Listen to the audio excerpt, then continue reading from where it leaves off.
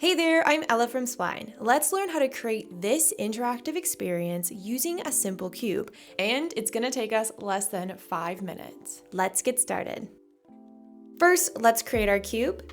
Then right-click on the layer and reset position. This is gonna ensure that the cube is in the center of our composition. Now let's switch to isometric view and round the edges of our cube. Cool. Now let's add color.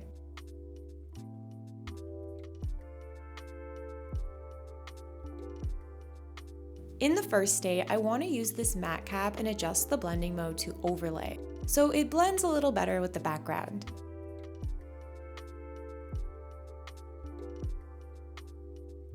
I created a second state to define the color when my cube is up. And using this purple tone, I now have 2 different colors in each state.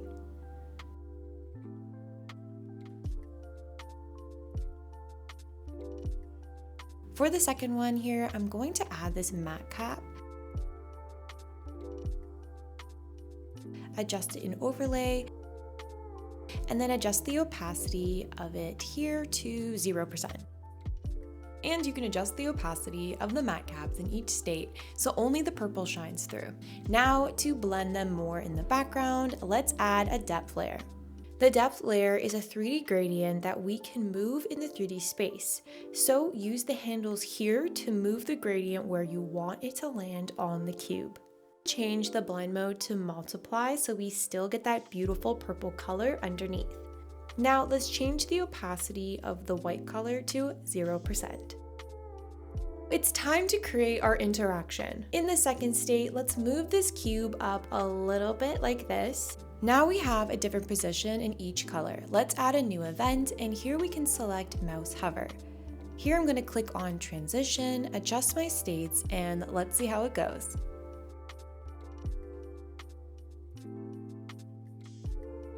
For the movement, I'd like it to be a little faster, so I'm going to adjust the speed to 0.2. And then instead of ease and out, let's use spring. Now if we hit preview, you can see that we have this awesome seamless blending effect with that beautiful bounce. Now let's learn how we can have multiple cubes and have those cubes have the same interaction. So you can copy and paste within Spline using Command C and Command V, but this would take too long, and let's work smarter and not harder. To make copies of the same cube, let's use the cloner tool. You can activate this option here on the right toolbar. Now increase the number of objects. So as you can see, more and more cubes here are being populated. Try playing with the other styles here like radial, but for this example, we will use the grid type. In the count settings here, we can adjust our number of clones. Let's keep it nice and simple with 5 on the Z axis, 1 on the Y axis, and 5 on the X axis. And done! See, it's really quick and easy to use the cloner tool. All of these cubes are duplicate of the first cube we made, so the effect we added before will affect all of them in the same way. And so if we hit preview here, they're all gonna pop up at the same time. So to fix this, super easy, click Convert to Instances.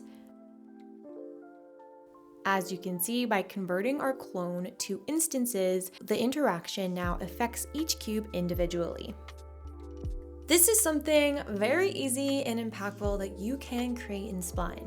Now that the scene is ready, you can export it to the web or to iOS, iPadOS, macOS, etc.